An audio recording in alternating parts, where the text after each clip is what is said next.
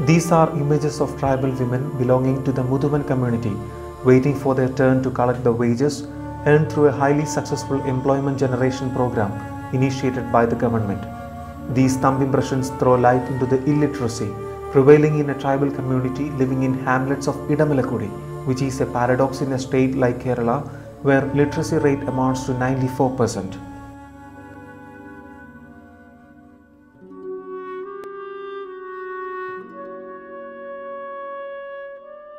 Edamalackudy, as the place is being called, is a collection of 28 tribal hamlets belonging to the Muduvan community.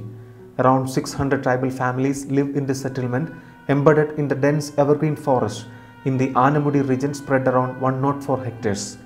The settlement also contains some part of the Iravikulam National Park that holds the largest viable population of the endangered Nilagiri thars.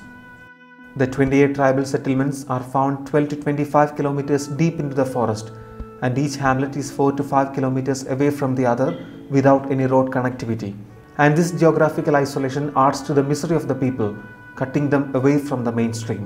The gateway to Edamalakkudy is a place called Pettimudi, which is around 20 kilometers away from Munnar, a famous tourist hotspot in Asia. Transportation facilities to these tribal hamlets end at Pettimudi. A person has to walk up to 8 hours in dense forest to reach the farthest hamlet.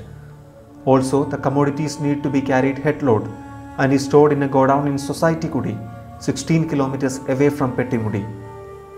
A packet of salt that cost 4 rupees at Pettimudi escalates to 14 rupees at Society Kudi.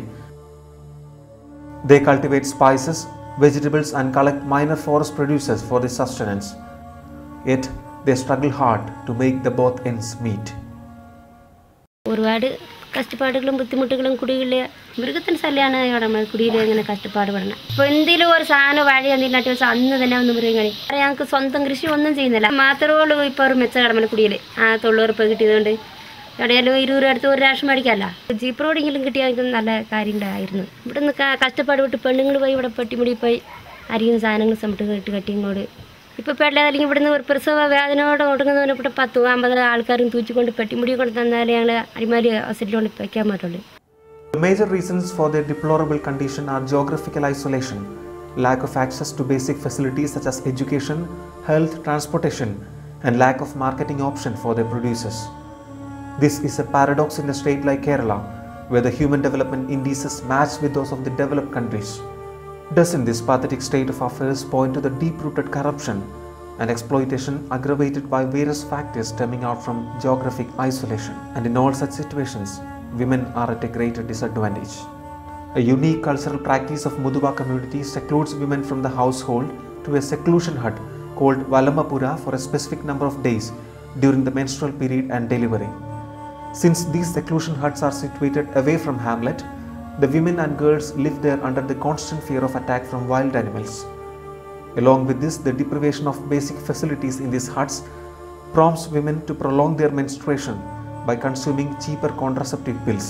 There are media reports as well as secondary data like researches which prove that women face severe side effects and other reproductive health problems due to the excessive use of such pills.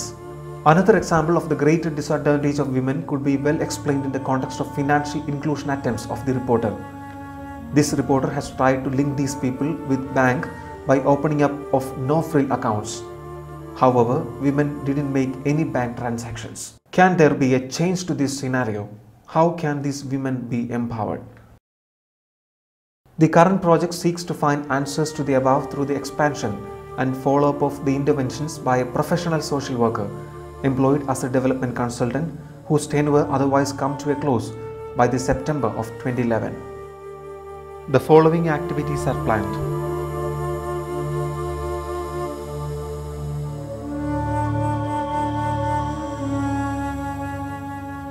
The following short-term results are expected. Research result: active women SHGs, increased earnings, improved educational level of girls, access to banking services. And the ultimate impact would be breaking of the vicious cycle of poverty of this tribal community through women empowerment programs, enhancing their socio-political participation, leading to inclusive growth.